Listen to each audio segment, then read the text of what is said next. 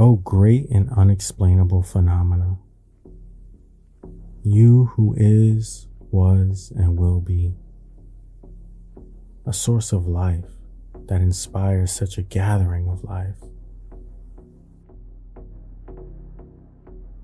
Experience us as we are, naked and afraid, traumatized and colonized, lost and stolen, hopeful and imaginative, colorful and meaningful.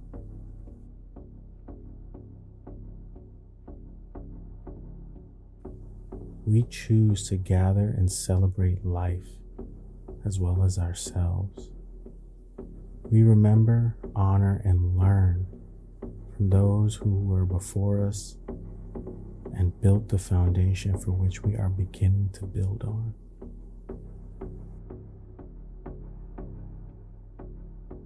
We are tired and at times weary from keeping up with human society. Sometimes we need a break, a place to share without fear of judgment. So we gather in a public space to be with the many poetic images of God.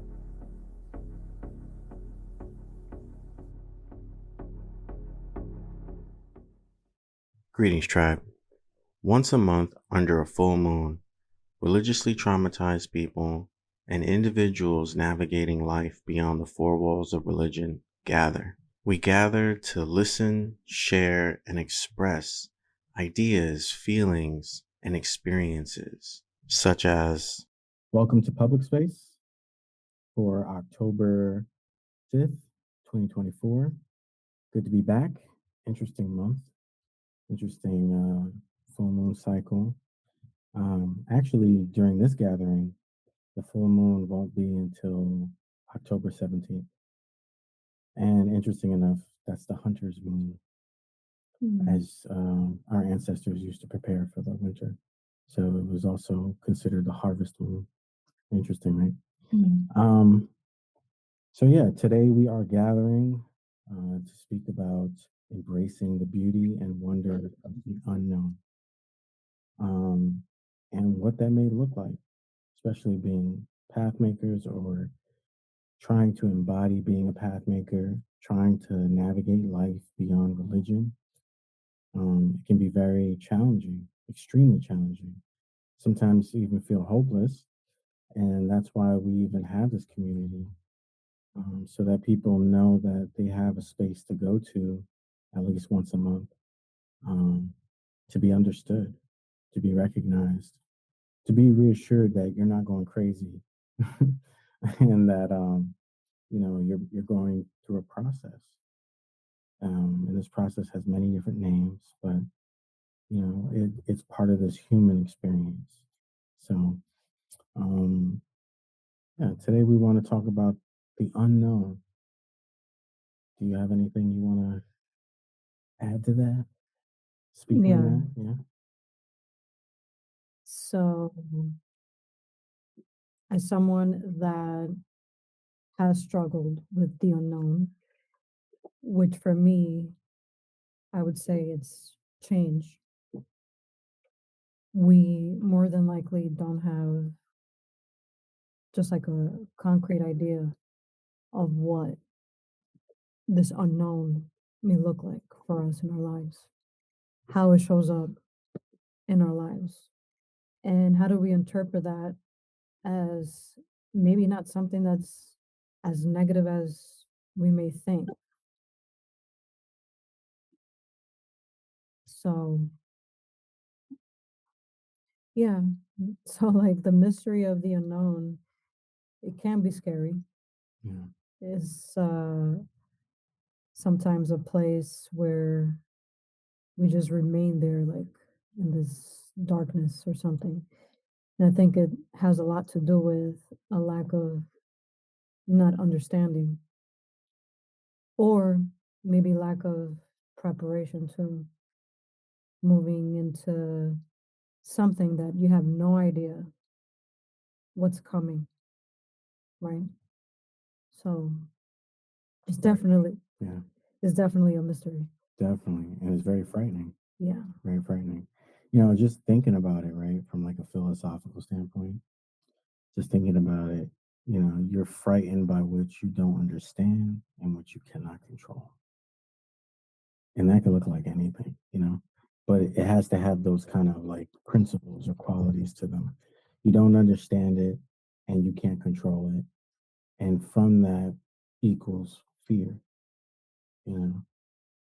And we see this throughout the entire world, no matter what culture, race, you know, continent, language. You find it in all their stories, all their writings. It's just there. That great fear that we have.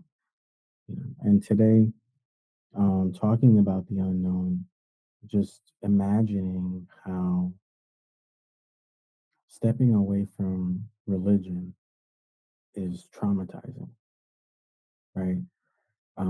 Theopoetically, you're stepping out of this very big castle, right? So picture that, and this castle represents the organized and stable, safe structure of religion, right? Because religion does offer that with its doctrines. It offers absolute ideas that bring great comfort to the human consciousness. And so, in my experience, we did not find anything in our studies thus far that suggests, you know, soothingness through understanding you're never in control. Like we're never fully in control. You know, Interesting enough, religion like Christianity does argue and has argued historically about how much God is in control versus humans are in control, right? But I don't think we're talking about that per se, talking about like control of just like everything around us type stuff, like alluding to like this colonized perspective. That's what we're talking more about, because for me, that's more dangerous. Yeah. You know, do you have any thoughts on Yeah. it? I feel like hmm, that absolute control, it becomes dangerous when we feel like we don't have control Yeah, right. of whatever that chaos might be or look like. So, for example, like things that are happening today in the world, which of course are things that were happening throughout, like, many years ago and stuff like that. Yeah, And not having like the control to kind of stop what's happening or again, like prepare more of what's to come and stuff like that. It adds to that. Like you feel constricted yeah, or this numbing sense of self, it begins to take its own identity. And then you feel like, oh, I really can't do anything about what's happening. I really have no control. yeah. But then it's because there's a higher, I don't want to say entity, but there's like this higher, um, like we can say like the elite, for example, Okay. that they represent like this higher, I guess, like place. Echelon of people. Yeah. Yeah. And where they have the absolute control, like that's what it looks like. Hmm. And so we feel like we represent that. But then at the same time, it's like when it comes to reality and it starts to hit you at home, um, is that really the case? You know? Hmm. And then when it does come to like religion, like this absolute way of thinking that, well, everything will be, it's going to be okay. Everything's going to be okay. Hmm. Or even when someone is trying to share their own experiences, what's happening then and there, or maybe they're venting, I don't know. Right. And then someone is just like, yeah, just don't even think like that. It's all going to be okay. It's all going to be okay. And you're not validating how that person is feeling. Not just validating, but empathizing, letting them know, like, hey, you know, I also, or I understand like where you're coming from, kind of thing. That's Because powerful. you also don't want to hijack when someone is sharing how they're feeling. Definitely. Maybe that is the only moment they have to really express themselves like that. Like maybe they've never expressed themselves. Mhm. And that was the point. But how do you know? You don't know. That's the unknown. Yeah. That's so true. Just like the unknown. And then when I think about religion, I think about our beliefs Hmm. that are obviously beyond religion. I think religion is the entry Yeah. or the idea of how to construct a belief or something like that. Be outside of ourselves. Yeah. Yeah. Like, how do we incorporate the world Yeah. into our belief systems? And so, yeah, you're right. Religion does play as a good, fertile start to grow something, but it's not meant to stay there. And I think that's where a lot of us get hung up on. And again, we're not suggesting that this is the way. We're suggesting that this is a critique on the past, right? Of past patterns. We have centuries of patterns that demonstrate and suggest that these things are not working for people. They're not healing people. They're hurting people, if anything, and it keeps amplifying, you know? And so when we're talking about this, we're not per se attacking religion, because there is a sense of sacredness in religion, we believe still, right? But it's been poisoned.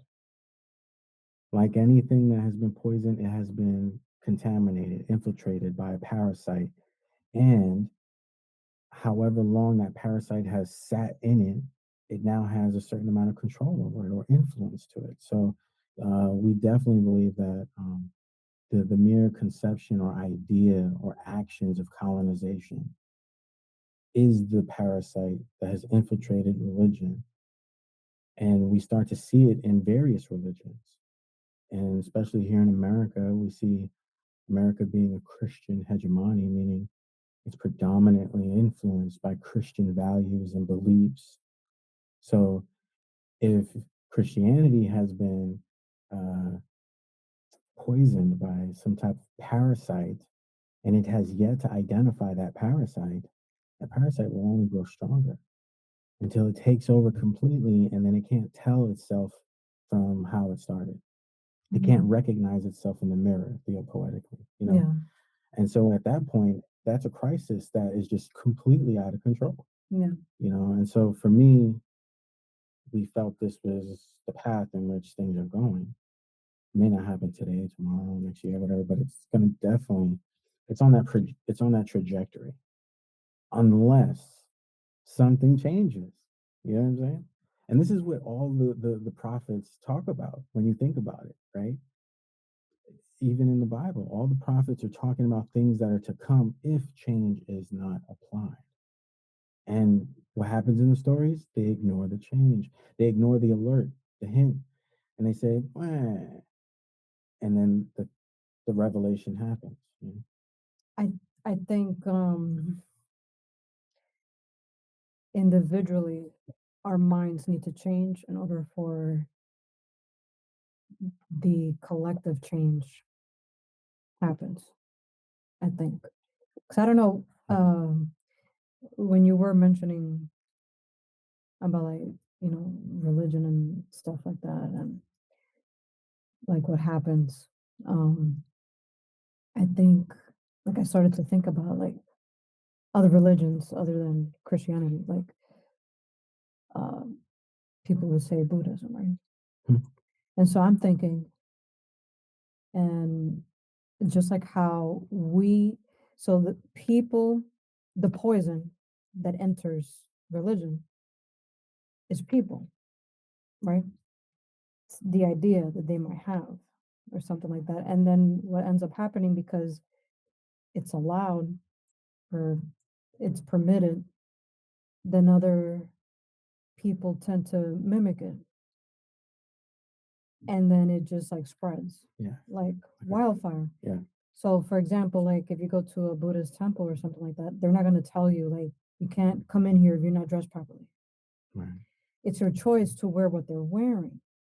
But I'm pretty sure, just like in anything, in any kind of space, someone will come up in their mind thinking, well, I'm going to wear the most expensive fabric, the highest quality to enter to the temple. Mm-hmm. And then this person is looking the way that they are. And then people are probably viewing and they're like, oh my gosh, like, I kind of want to mimic that. Mm-hmm. And then they start doing it, and then everyone is just dressing the same and all these things. And I'm only talking about the aspect of the appearance, like how to show up in these spaces. We created this idea, these rules really, Mm-hmm. of how do we show up in these spaces. Mm-hmm. So um maybe these fears. So these fears tend to, show up in these kind of spaces. So Definitely. it's very interesting, like connecting that. Yeah, because the unknown is really Yeah, in the background of all these spaces, right? yeah. Because I don't think it's like a. I'm sorry, but I don't think it's a demon or some form of dragon that comes in and is taking everybody's soul or something like that. No, I think it's something more to the. It's a little bit more complicated. Yeah, Yeah. These are more like childlike fantasy stories. They're very simplistic in form, in nature. They're meant not to really truly educate, but to entertain a child. A child usually has very limited language and understanding at that age. So these stories and fantasies, when we're trying to interpret them as adults, it becomes more complicated because we start to see they made simplicity out of the most complicated things, and it was just like baby food for them, because there's other books that they were supposed to you know transfer to, that then help them to build upon those initial ideas that were given to them as bedtime stories or fantasy. It's like a slow feeding, because you can't give the human brain but so much knowledge at once. And in antiquity and our ancestors, then I truly believe we truly believe they were smarter in that sense of nurturing humans and developing humans. They didn't have a public school system like we have now. We also understand that research supports, the public school system only came about so that people could read their personal Bibles in their homes. Like, they created a public system just for that, and they used the Bible to control the people. You know, and obviously, people that didn't have education, which were most, didn't know how to interpret either the Latin or German. So they needed the priest for that. Every mass or service was a reading interpretation of what it is we're looking at that God said or God influenced, however you want to say it or believe it. But it's just interesting that public school system came from that as a conception of idea, like as a tool to use for controlling and manipulating people. and it's interesting because when you think about it, when you have this person that's knowledgeable about the word and the history, or Mm.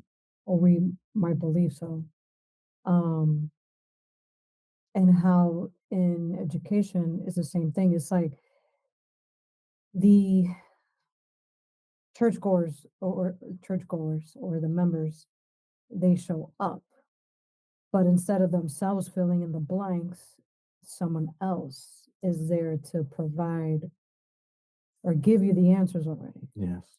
And so if that has been mimicked in the education system, which it has in the very beginning, Christianity was introduced, and how, yeah, um, people back then, they didn't know how to like read and all these things. So, and then the Bible was introduced. And we couldn't even say like even as punishment or something Well, it was a guide to the like rules of life. Remember that, that, you know? So or like to have someone repeat a verse over and right, over and right, over and over. as if law. Yeah, Mm, like you broke the law. You're gonna have to learn this. yeah. So keep repeating this until you understand it and you get it. I think they call that repentance or something like that to that effect. So Totally. um this whole idea of critical thinking then Mm, is like it became something where only those of wealth. mm. Or I would even add, it was outcast, right? Because we also know that there were secret schools, Mm. right, that were preservers of hidden knowledge. They called, right. So those were the places or spaces in which critical thinking was applied because they incorporated so many diverse learnings around the world, right? There's even a lot of writings and suggestions that um, allude to how Yeshua, when he goes missing in his time in Egypt, he was undergoing training. He was part of a secret school that taught him many things, such as Reiki, healing. He learned different crafts and arts of spirituality and healing, um, various language. He traveled, with his cousin, and so when he came back, he took all that and then formed his ministry. And it's so interesting, and you can almost say it's a coincidence that those particular years are not tracked at all. And if you just imagine, right, theoretically, like hypothetically, excuse me, that these years were applied to doctrine and all that, how it would change drastically. Dream interpretation, tarot, astrology, um, Reiki, stones, and all this Herbalism. vibrations, sounds, all these different things that we find in like local indigenous spiritual practices around the world, such as shamanism and various forms of like spiritualities and whatnot. Like, come on, man! Like these things are all part of the divine, like, but it just seems by coincidence that these things were taken out or not even shed light on. No light was shed on this because they didn't want people to start thinking about, wait, there's other ways to heal. And they don't want them to think like that. They're like, no, we'll tell you how to heal, you know. And I'm sorry, but it seems so convenient that every Sunday is the prime time to get healed. Why not every day? Why not every day? I don't know. I don't know. Also, we asked that question a while ago, and we thought maybe because Sunday is the sun day, like the day of the sun, and it amplifies. When the sun is shining the most during the 7 days. The Greeks believed in this, and so Christianity merged with a lot of paganism beliefs that Romans believed, and this was among those things.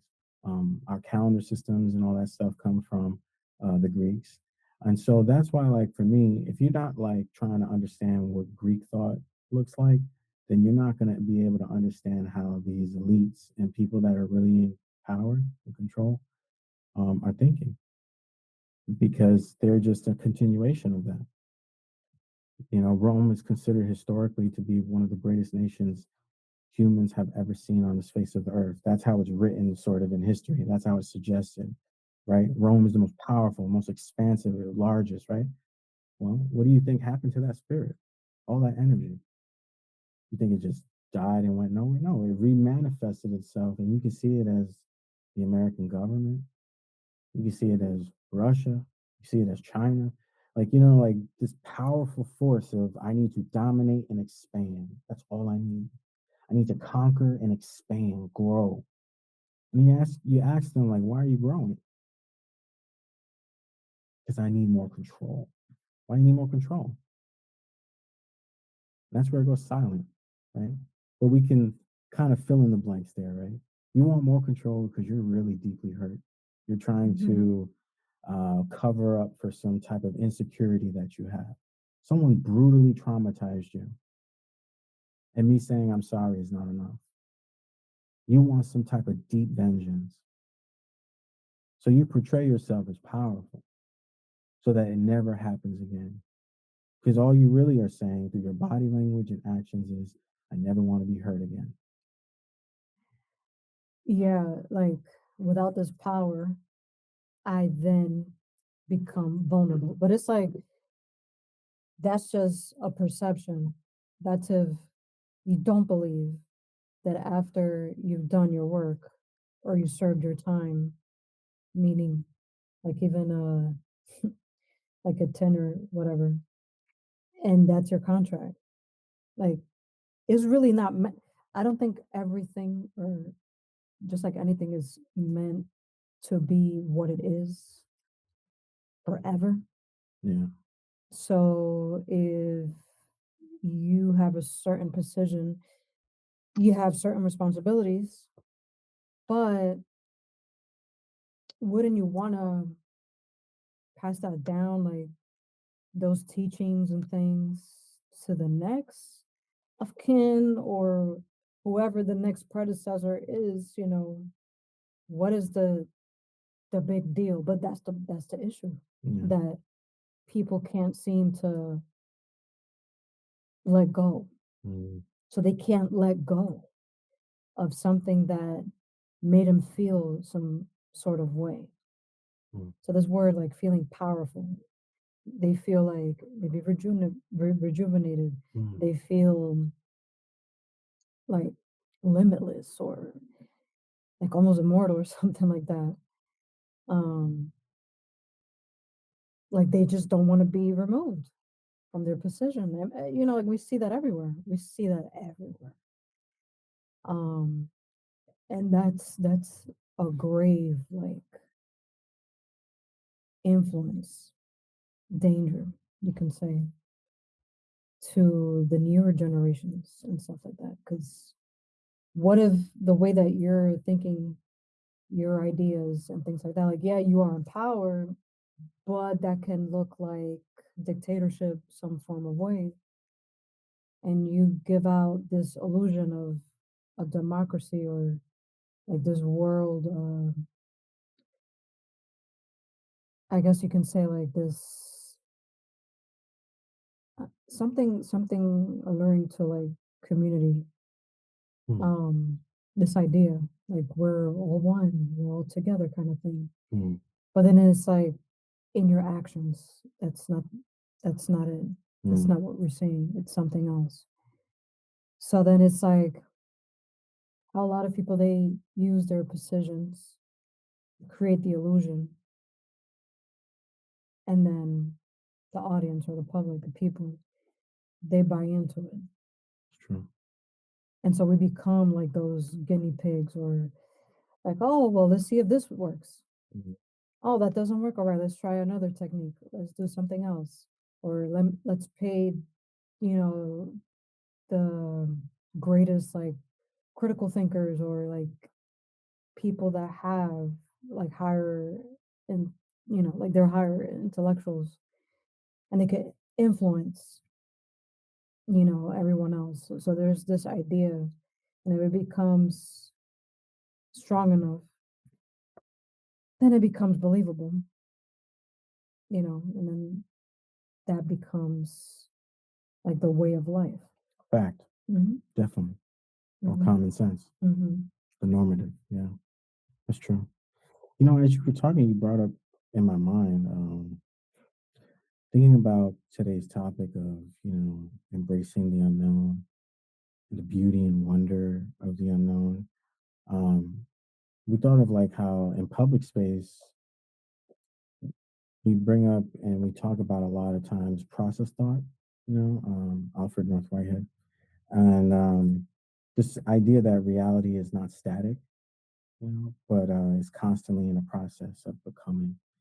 Like that, I feel is at the center of being a path maker, or even being part of this community is we're all in a state or a process of becoming.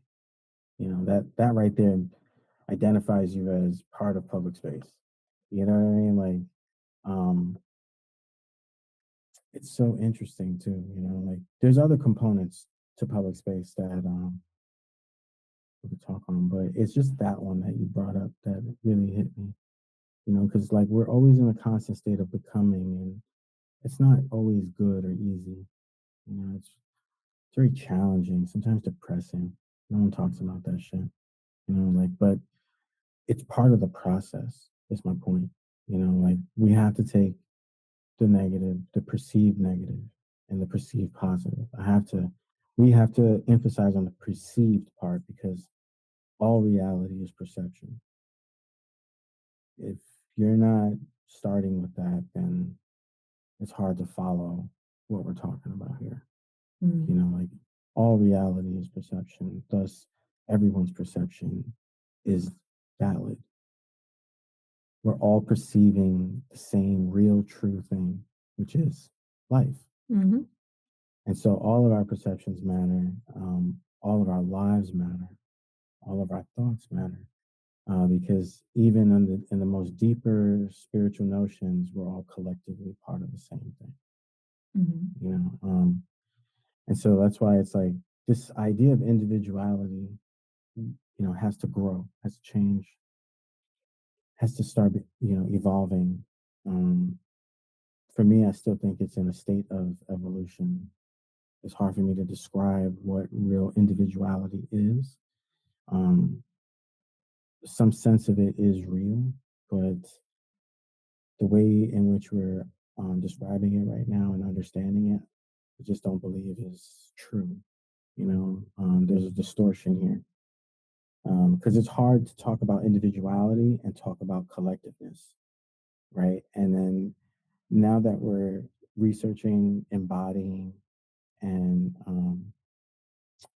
embracing meta spirituality, this openness of spirit, life, breath, ruha, all these things that are the same fucking thing. It's like it's hard to make a distinction between individuality and collective, and that's why, like, for me, my pronouns was my first step towards trying to incorporate collectiveness with individuality, if that makes sense. But because for me, for the longest was like, yeah, we have to include the collective, but at the same time, we also have to be our individual selves, like we were, our identity was hijacked. So we have to get that back. But then when we get that back, there's a whole nother side quest to rejoin with the collective. Yeah. It's so interesting you're saying this because, a few years ago, I mean, it was always there, the pronouns and things like that. Yeah. And then how over the years we've been all like trying to take a part of what that means, what makes sense to us for our own individualistic ideals and stuff like that. But it was always there. But it's like, because I was having a hard time, I'm like, but what about this thing that if something already exists and someone expands on it, like, does it really belong to them? But the whole thing about existing is not about if something belongs to that individual, it belongs to the whole collective. Yeah. It's all energy, it's Yes. consciousness. Right. So even thinking about that, it goes back to this whole being in power, being in control. Mm-hmm.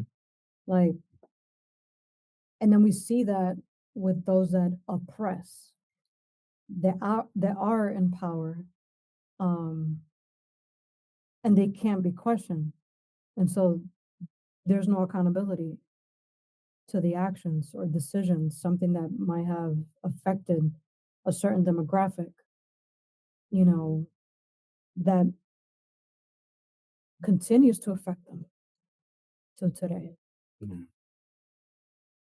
So it's just so interesting, like this idea of being an individual, having my own ideals and all that, but understanding that it is part of this huge like hub of ideas, you know, this, I guess you can say, like a transference of the consciousness. Hey, everybody. This is Dr. Waldron. Just want to take this moment to welcome you again to Public Space and remind you of how this community is dedicated to supporting individuals like you and me who have experienced religious trauma or find themselves in between or looking for self or God, as well as community. We exist beyond the four walls of colonized religion. Here, we create a safe and vibrant space where members can explore and share spirituality, stories, art, and intellectual inquiry. Join our newsletter. That way you can stay up to date on the journey of healing, self-discovery, and creative expression. Together, we'll foster a supportive community that empowers individuals to reclaim their voice, embracing their unique journeys, and find solace and strength in the company of like-minded individuals. Like I look at it as data. So like the movie, Lucy? no, Oh, was Wreck It Ralph. Wreck-It Ralph. Okay.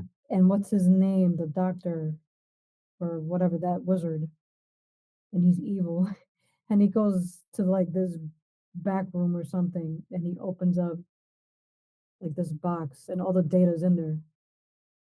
It was the king, wasn't it? Yeah, something, I forgot his name, Yeah. The but data worm or some shit. something like It was a that. bookworm, I thought. And then they open up like this whole like He had like glasses. yeah. Yeah. So there's like this whole world. Yeah. So I think about like He had like he had the the access to the inner workings of the games. Yeah. the limited data. It's like where does our data go to? Oh man, you don't And even it's get me just started. out there. There's so much of it. Yeah. Our name is there, and then everything that connects to it, and how we all still connect to each other, kind of thing. Like Definitely. that's how I view how maybe our ideas are brought up. Like, or sometimes someone doesn't even have to read what someone else wrote, or if they come across what someone else wrote, they're like, I've been saying this. Like what does that even mean for me to say I already was talking about this stuff, or I was already thinking about these things, but this Yeah. person wrote about it? Like, that's interesting. And so it's like we battle with that, like trying to be this individual or individualistic person with these higher views or something. Like we feel like we need to teach something or be the first, to share, Hmm. this idea, and we think it's unknown to people. Hmm. But some people, they may be so distracted that it does come in the form of this unknown. It's new, but it's always been there. It's just uh, expressed differently. Hmm. Mm. Yeah.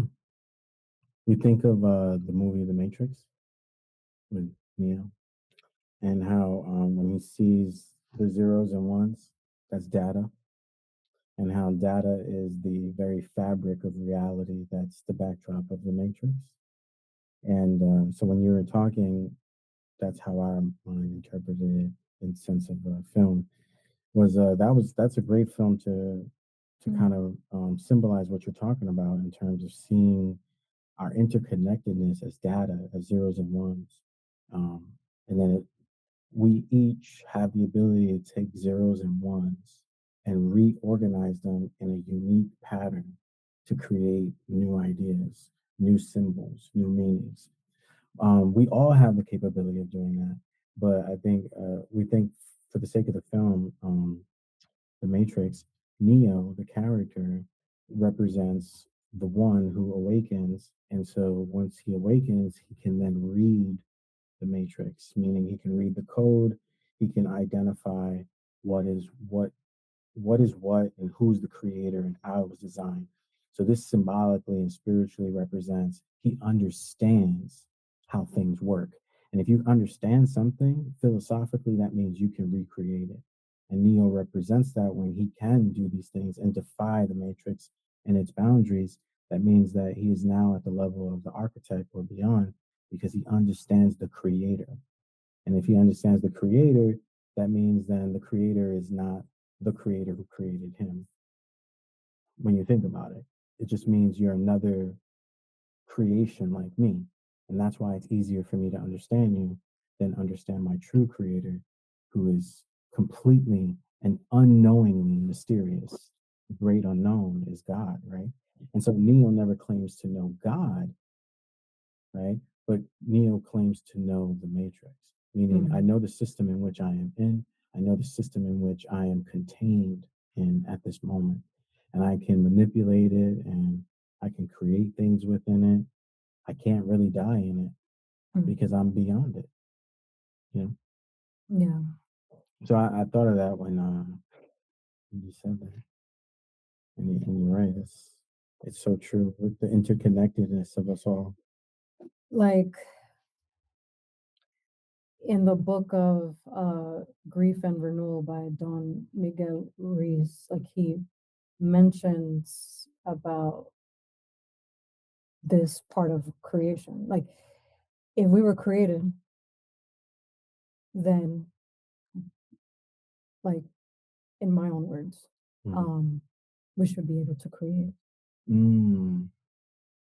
And so when I think about this mystery of this unknown, we're creating without that in our minds of, well, what's going to happen if I create this or that? We start like thinking about, I wouldn't say like unnecessary things, but things that really don't hold as much meaning or maybe perhaps like overthinking, right? yeah, so like that when we're overthinking, we just remain stagnant into like this moving forward. Like I think it's part of our process for us, living, being here is to create. And what does that look like? It takes form of just like different expressions and stuff like that. Like we do that every day. Our communication, we are communicating through different outlets, right? Or different mediums. So it's like there is no one way of us trying to explain something or an idea, an experience. It's always going to look different. And so when we come together as a collective or just how we start branching off and creating like groups or some like a subset of ideas, you have people that are agreeing upon like the same idea, you know? But that like it still doesn't take away from your own kind of individuation. No, it doesn't. Like I'm still learning this, like this whole like what's my purpose? And we all come to that, conclusion. Maybe if it's daily, every other week, or maybe things are going great and then you're up in that roller coaster again, you're going down, and then you're reminded again, wait, what's my purpose again? Or I was doing this, it was working then, but now I feels like it's not connecting with people. Right. And then we tend to blame ourselves. Like it's not that, it's that we're still in this process of development, of change, everything that we're trying to explain. It has always been there. Yeah. It's just that it's supposed to like transform into something else. If that makes sense. Yeah, definitely. When you were talking, you brought up in me um, the idea of fear, Oh yeah. right? You had mentioned that part of the process, we find ourselves um, making certain choices or what have you that basically is based on fear.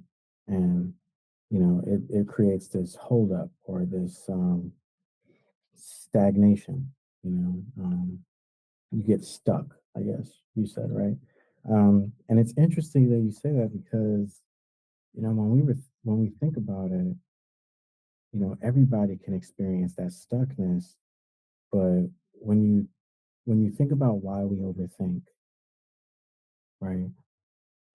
Overthinking usually nine times out of 10 comes from our inability to make the perfect choice. Mm-hmm.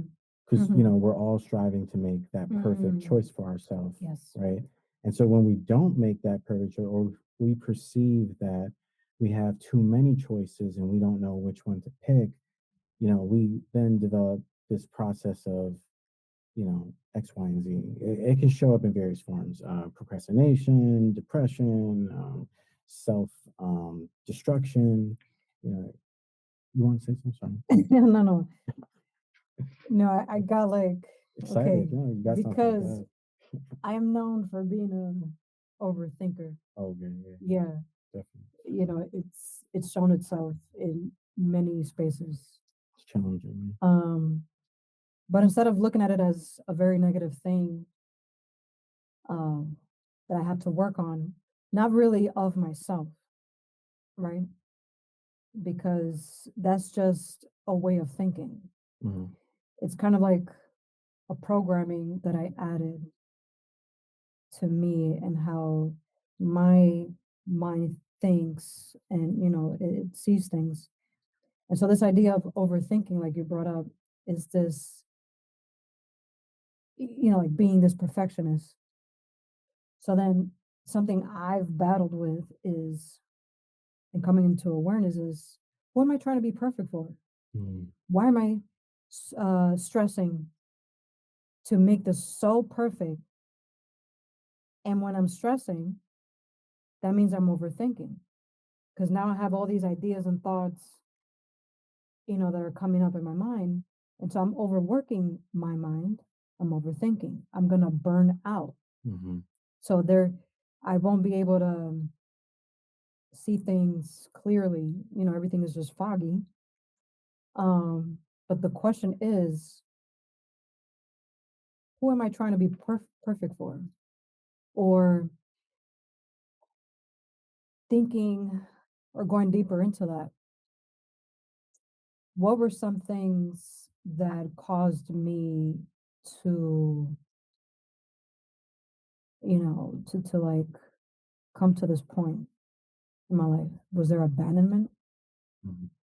So because of it, it's like I got to prove myself and show myself worthy of something so that maybe I'm considered as someone that should be valued, cared for because I was abandoned at some point or I was ignored kind of thing. So now I have to, make this perfect. It has to be a certain way. So you're overthinking. You need to have the answer right then and there. It has to be a polished artifact for you to. And to add, Mhm. let's take a moment to really take this in. That's a lot of pressure. Oh yeah, It's a lot of stress on somebody. That's very traumatic. yeah, I don't think that's fair to anybody. You know, it's really fucked up yeah, to push someone to that brink of thinking that they have to be perfect or they yeah, have to do it.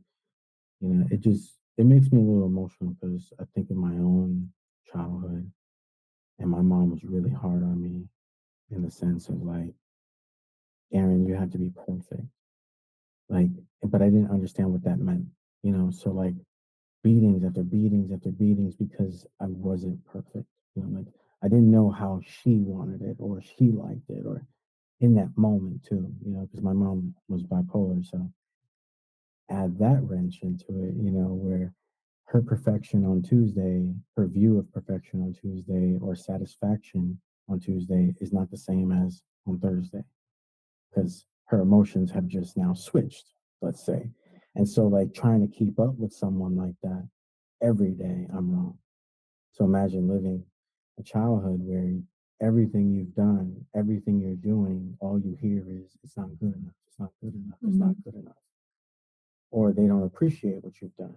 So you could be a genius for all the world knows, but they don't recognize you, you know. So for me, my path, reflecting back, it brings me great gratitude how the universe, how my ancestors have looked out for me, in little ways, because no one would believe that we've done what we've done and came from these kind of spaces because the statistics, tell you, by the numbers, you shouldn't have made it past a certain age. Like I shouldn't have made it past 12. I shouldn't have made it past 18. I shouldn't have made it past 25. I shouldn't have made it past 32. These are statistics just for a male of color, challenged by poverty, um, challenged by identity crisis, challenged by sexual identity crisis, like all these sub layers of crises. Statistically, these things were put in place or put in the box for you to just die. You're not supposed to make it out of the box. Yeah. And so for me, I feel like stepping out of religion was me getting out of the box. The first box at least. Oh yeah. Because there's many boxes. The first box. Right. There's Oh many man. boxes. Yeah. But that first box just seemed to be rotting. It's like Yeah. it's too smelly for me. I gotta go Yeah. somewhere else. Yeah. I can't thrive here, So, It's like we're not meant to be compartmentalized. no, especially if we are existing in the unknown, right? We live in a universe that's a complete abyss of unknowingness. Yeah. Like 99% of the universe is unknown, unknowable, maybe even, but unknown. Yeah. You know what I'm saying? Like we don't know shit. You're right. And so, like, this idea that, yeah, we're still in this Yeah. chaos of unknowingness, but that doesn't take away from our everyday meanings and purposes, like you said.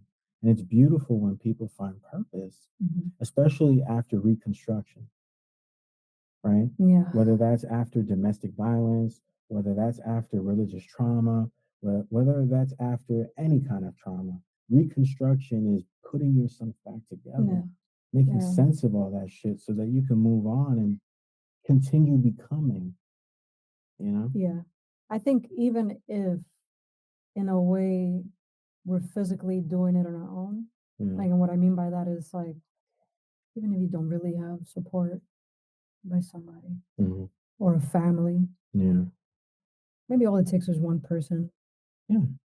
or two, but even when that does happen, you still have to go back to yourself, Right. no matter what. Yeah. Solitude is always necessary. Yeah. Um,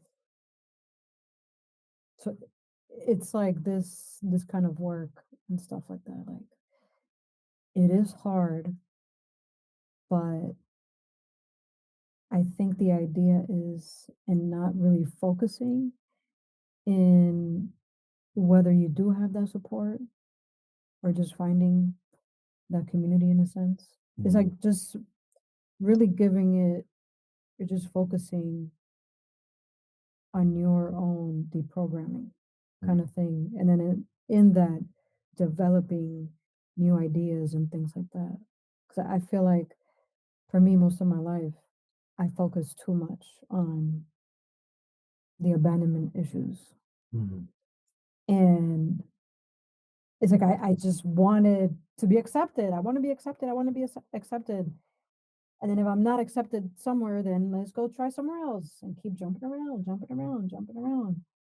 And then you then realize like at the end of the day, I'm not gonna be accepted if I don't accept myself, which that comes with the whole love yourself, Yes. know thyself, Know thyself. Yes. which is always a process. Yes. It's a constant process every single day. And I still work with that. I still have to deal with that. Even in those times or days where I don't feel like getting up, because then it just feels like a repetitive, mundane thing. Like I'm just repeating this over and over and it becomes a job. I don't enjoy it. Like when you start working out, oh my gosh, it hurts. I don't enjoy it. I want to get to the point where I actually like the pain in a way or get used to it. And it's like, oh, it's not too bad. Or, oh, I have to write this paper kind of thing, or I did this assignment. Oh, it wasn't too bad. Let's try the next thing. So it's like we're always up for the next challenge, but we don't know. We're always up for it, but we don't know that we're capable of, like getting there and actually dealing with it. Mm. We have to deal with the emotions, the ugliness, feeling disgusted, Yeah. kind of thing. It's always gonna be there. We just cannot be high every freaking time. Or delusion. Yeah. Yeah. Yeah. Like we Or have to a calm state of down. ecstasy. We need Yeah. to calm down at some point You know, ground ourselves. Yeah. to then gather more resources again, Mm. to then elevate again. Mm. We just can't keep elevating and then we're just No balance. no. Balance. It's true. You know, even to add to what you just said, perhaps all throughout existence, that is the purpose and process is to know thyself. Mhm. Just imagine, right, for a second, that since the beginning, whatever that is, right? Beninging. The beginning. Since the beginning, um, you know, we're just that energy, right? That dispersive energy, right? And imagine that that energy being interconnected of the same source, right, is in a constant process of knowing itself, understanding itself, right? And then we fall in between as manifestations of the dispersing of the energy. Like imagine like a star, right, explodes and the pieces of that star, whatever it comes in contact with, creates some very specific variation of life, right? And so in my mind, in my theopoetic imagination, we imagine God being this source of energy and light and just dispersing and expanding, right? From one finite point to, you know, an ever expanding process, an explosion, right? And as that expands, whatever it comes in contact with, it creates new life. And at some point in time, wherever in space, uh, God's material, right, came in contact with the necessary things to create a sustainable environment like Earth for humans to thrive. And so we all come from this dispersion of energy, which is God, right? But all the while, God being this incredibly unknowable life force, let's say, right, somehow learns about itself through whatever it creates life with, right? Imagine that. Like it had the ability to learn when we learn, right? And so then that would mean every living thing is like an extension of that original source. And so every living thing, whatever it experiences, is knowledge, wisdom, whether trial and error, you know, failure or success. It takes that data, like you were saying, brings that data back to the source, and then the source changes the matrix, the universe, based on this new data. Imagine that, right? Imagine every living thing, not only in this known universe, but all the unknown universes, the higher intellectual beings and variations of life Mhm. that have lived longer than us, perhaps, and have experienced more than us, perhaps they're still contributing to the larger universal collective, which is also God. You see what I'm saying? And God is just learning from all these variations of life to absorb his knowledge, but not just to hoard it. God is changing with us. That's the beauty of it. So the data that God receives, God then says, I'm so intelligent that I change. Because didn't Einstein say something to that effect? That the measurement of intelligence is the ability to change. And so God being the most intelligent thing would be then the one to change the most because it's receiving the most data, Yeah. right? So it's like if we actually had a God that didn't change based on the data it's receiving, that would be what? An egotistical God, no? A God that's confused. It seems like a God of the universe would not be like that. A God of the universe would be all accepting because whatever it created, it loves and accepts, regardless of how it does, walks, breathes. And this gets a little disturbing, right? And sensitive of a topic because when we talk about just among the human species, when we talk about mass murderers and rapists and molesters and serial killers and cannibalists and stuff like that, which are variations of humans, and argumentatively their minds have been warped to adapt based on trauma, and this is the outcome, right? Um, Even they contribute to the collective. They're not a waste, and so we would never agree that killing them or putting them in the electric chair is some sort of justice. That's just murder.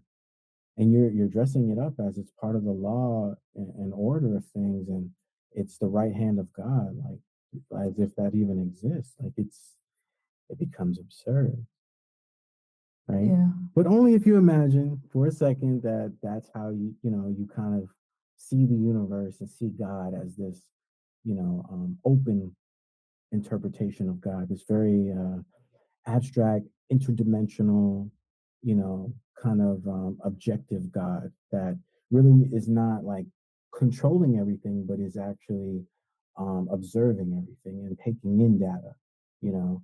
And so, just like time travel theory works, God is pretty like probably conservative about applying its own effect on change. It just wants to receive the data and then change based on that, not apply or interject like, oh, look at you saying she needs help. Let me move the universe to help her. Like God can't do that. God doesn't play favoritism. What kind of God would then that be? That means then we're in someone's ant farm. Hmm. And that's kind of fucked up, right? But I don't think that we're someone's ant farm. I think we have great meaning and purpose even on a molecular level. I think sometimes us humans we want to be the fucking main attraction, but at the end of the day, I don't think we are. Even though it may feel that way, that we are in the ant farm because we're part of a system or a series of systems that only allow us to get but so far or to, extend to the unforbidden wall because you can't see beyond that. It's Yeah, forbidden. yeah. You don't have access to that. You don't have the key. But I don't know, life is such a mystery. It really is. It really is. And we just really focus on really finding the answers to what we don't know, which I do feel like it can apply to certain things. Hmm. Like, yeah, like you mentioned, like maybe someone that's a murderer or something like that. Mhm, mhm. Because, like we're all born as babies, Yes, right? yes. Um, and I'm sorry, but if we're born as miracles, I don't think we're born of sin. I Mhm. think that's just an idea. That's a perspective. Yeah. Um, of how maybe someone and then certain groups or whatever they adopted that kind of ideology, but I think it's the environments, yes. It can be the people, it can be the food, it can be the air, it could be everything that affects us. Or even to the point of even a parasite that you come across, which I've seen like very disturbing posts online about, I don't know, I forgot the name of this parasite. But anyway, like how it gets into the host, and the whole idea is for it to get rid of that organism. So if you are the functioning person, the parasite wants to kill you. And then once you're dead, it moves on to its other Yeah. kind of host. So Hmm. if we're just under this, parasitic kind of, I don't know, like way of thinking of life, of just how we've adopted Yeah. certain things, we made it our own. So the programming too, Yeah. if it's something that goes against who we truly are, our essence, Yeah. that just imagine what it does to the body. Hmm. You're a prisoner to yourself. Yeah. Like you can't be yourself. You know. And so you slowly forget who you are. And then, like many of us, we're just trying to understand who we are. Yeah. Like that knowing thyself, most of us don't know ourselves. We're learning about ourselves because we came into, this conclusion that what was working then, which wasn't working for me, it was working for something inside of me, um, that destroyed me. Hmm. And so now I'm like this child or baby or whatever, but at this time I'm teaching myself. So in reality, we're self-teaching ourselves, like being self-taught. It does seem like that's the human nature, right? Hi, Dr. Waldron here again. If you like what you're hearing and what you're hearing is helping you, we encourage you to further support this project by becoming a patron. Join us on Patreon to support public space. As a reminder, this is an online community and it's dedicated to helping individuals who have experienced religious trauma find healing, identity, and connection. Your patronage fuels a safe space where stories are shared, guidance is offered, and journeys of self-discovery unfold. To show my appreciation, we've built a structure of benefits for our patrons. For example, you'll get free ebooks, enjoying a free digital copy of my latest work on healing, metaspirituality, dreams, and self-discovery. You'll get a signed paperback book as a special thank you from us. You also get exclusive content like private podcasts, guided meditations, as well as exclusive between film dialogues that are being hosted once a month. We also offer dream interpretation to help you understand and better clarify what you're dreaming. What messages are hidden behind the unconscious mind? By supporting public space, you're not just joining a community, you're helping create a sanctuary for those reclaiming their spirituality and identity after trauma. Together, we build a brighter, more compassionate future.